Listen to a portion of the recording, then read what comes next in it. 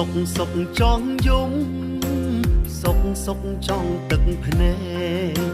ពេលសង្សារសំបែកឈប់តាក់ទងឆ្ងល់ថាបែកធ្វើអ្វីឬមួយខ្ញុំខំឆ្កងរួងដំបងស្រឡាញ់ខ្ញុំខ្លាំងណាស់ឬមួយខ្ញុំមិនល្អទើបបន្តមិនបានតែបើតាមខ្ញុំស្មានគឺចិត្តគេផ្លាស់ហើយកុំប្រៀបធៀបខ្ញុំជាមួយសង្សារចាស់ព្រោះដឹងច្បាស់ថាខ្ញុំមិនដល់គេបើសិនយើងអូទេមិនបែកទេគេមិនទៅចោលទេនឹងនៅក្បែររហូតមិនដេញបេះដូងនិងឈួតនៅស្រឡាញ់គេ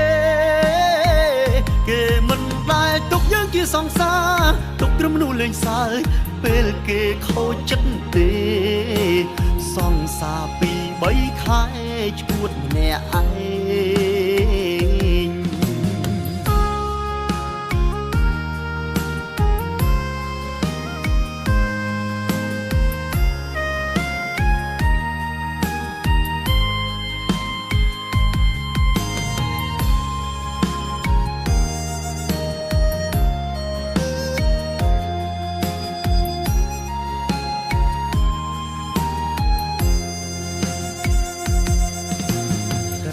ពេលគេចេញទៅ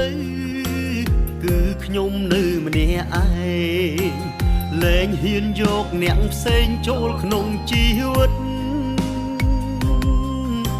ព្រោះតែខ្លាចឈឺចាប់ព្រោះតែខ្លាចខូចចិត្ត